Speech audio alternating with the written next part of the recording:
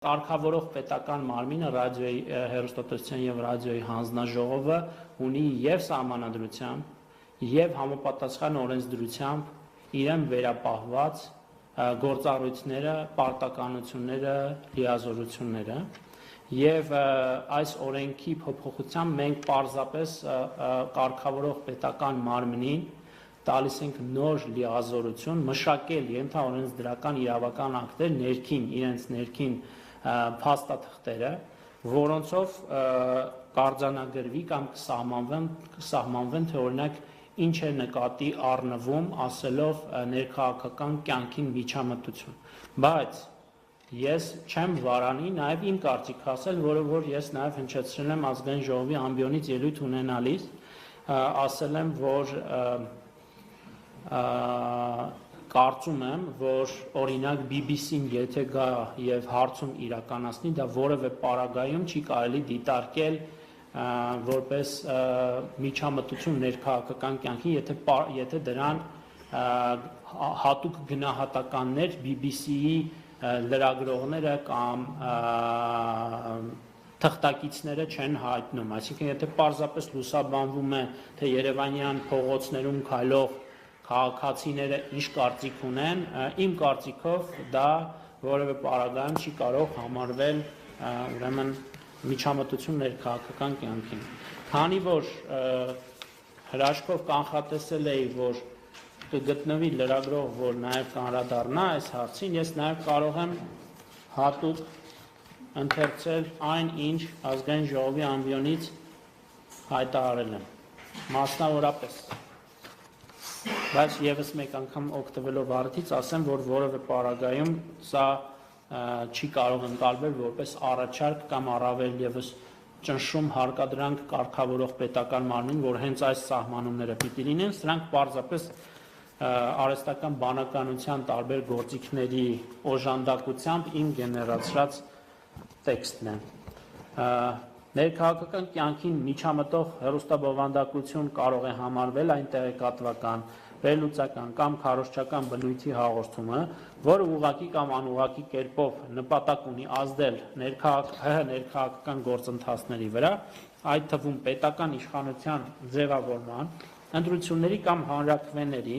քաղաքական կուսակցությունների կամ շարժումների գործունեության, հանրային կարծիքի ձևավորման ներքին քաղաքական հարցերի վերաբերյալ, ստեղծվում, ֆինանսավորվում կամ խմբագրվում է օտար պետության, օտար պետական մարմնի կամ դրանց հետ փոխկապակցված կազմակերպության կողմից եւ չի հանդիսանում չեզոք տեղեկատվության փոխանցում, որովհետև ես համարում եմ, որ եթե փողոցում հարցում անցկացվի քաղաքացիների շրջանում եւ դրանք պարզապես հեռարձակվեն, դա կլինի չեզոք տեղեկատվության փոխանցում, հետեւաբար չեմ համարում, որ դա պիտի արգելվի, այն պարունակում է քաղաքական դիրքորոշման քարոզ, կոչեր գործողության կամ դիմադրության, պետական ինստիտուտների լեգիտիմության խաթարում եւ այսպես շարունակ, իսկ որը չի համարվի միջամտություն ըստ իս եւ արհեստական բանականության այն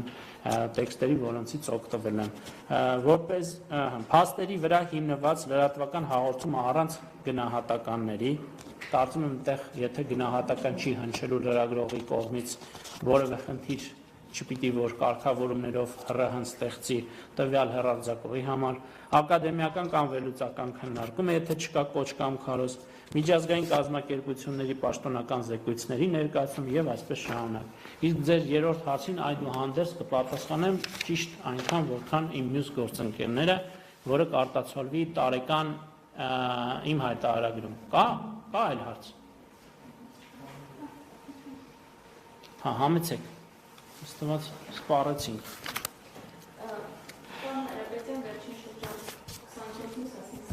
Համեցեք։ Վերջին շրջանում իշխանությունները բարբերաբար հայտարարում են, որ Հայաստանի դեմ ընթանում է հիբրիդային պատերազմ, իշխանությունները ինչպես են բացահայտում այդ հիմնավորում, ինչ է հիբրիդային պատերազմը եւ ինչպես է դրանք ընկալում։ Հիբրիդային պատերազմը արդյոք այդ շրջանակներում է հիբրիդային պատերազմի հետ խոսքի շրջանակներում է, որ հանրային խոսքի համար կալանավորումներ եւ ձերբակալումներ են լինում, նաեւ մեկ հարց Հայաստանում հետագայում տարածաշրջանում երկրի ամենահզոր աստղադիտարանը, Հյուրատանի աստղադիտարանը, որը այսօր մեղմ ասած անքրկատ նշանակում է աշխատակիցները լսում են, որ եթե օրինակ լինեն մեծ ներդրումներ, մեծ արդյունք եւ օգուտ կբերի Հայաստանին, բայց նշանակում է իշխանությունների կողմից համապատասխան ուշադրություն այդ ուղղությամբ չկա։ Ուզում եմ հասկանալ, արդյոք ինչ-որ քայլեր արվում են աստղադիտարանի ուղղությամբ եւ առհասարակ 21-րդ դարում Հյուրականի աստղադիտարանը ինչ նշանակություն կարող է ունենալ Հայաստանում։ Ուզում եի հասկանալ երկրորդ հարցը ինչու էր ինձ ուղղվում, մինչև այդ գուցե մի բան մտածեմ պատասխանելու։ Սկսենք առաջին հարցից։ Նախ ասացիք, արդյոք դրա շրջանակում են տարբեր մարդիկ հանրային խոսքի համար ձերբակալվում, կալանավորվում։ Իմ պատասխանը հետևյալն է, նայած թե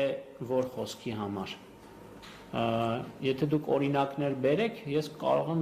անդրադառնալ, որովհետև դուք ըստ էության ոչինչ չեք ասում ձեր հարցում։ Այո, այն բոլոր դեպքերում, երբ որ որևէ անձ հանրային հրապարակային բռնության կոչեր է անում, բնականաբար պիտի պատասխանատվության ենթարկվի օրենքի ողջ պատասխանատվությամբ, ողջ խստությամբ, բայց ես սա չէի դիտարկի, կդժվարանամ ասել, սա որ դեպքը համարվում է հիբրիդային հարձակման ուրեմն դրսևորում, որ դեպքը ոչ, առանձին յուրաքանչյուրը պետք է դիտարկել հենց իր ուրեմն սահմանների շրջանում, այսինքն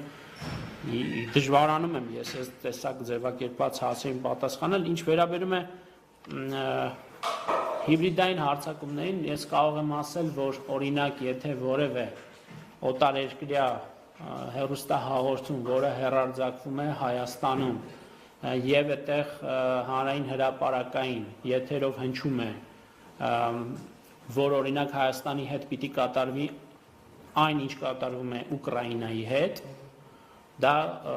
դասական դրսևորում է եւ ցցուն դրսևորում է հիբրիդային հարձակման եւ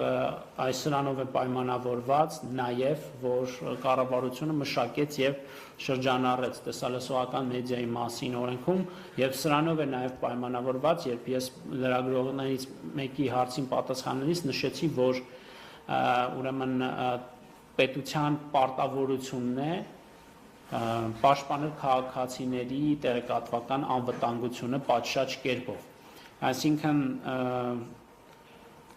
հիբրիդային տեսակի հարձակում կանվանենք, տեղեկատվական հարձակում, կիբեր հարձակում կանվանենք, էական չէ, ցանկացած պարագայում կառավարության պատասխանատվությունն է եւ պարտավորությունն է օրենսդրական համապատասխան հիմք ստեղծել, գործիքակարգ ստեղծել, վերազինել իր կարողությունները պաշտպանելու իր քաղաքացիներին այդ օրինակ հարձակումներից։ Հյուրականի աստղադիտարանի մասով էլ ներողություն եմ խնդրում, բավարար չափով տեղեկատվության չեմ տիրապետում, բայց իհարկե խոստանում եմ խնդրի մասին ձեր ահազանգը փոխանցել գործընկերոջս ԿԳՄՍ նախարար Ժաննա Անդրեասյանին, եթե անհրաժեշտություն կլինի, խնդրեմ նաև համապատասխան տեղեկատվությունը մեր գործընկերների միջոցով փոխանցել այդ անհանգստությունների, մտահոգությունների հետ կապված։ Շնորհակալություն։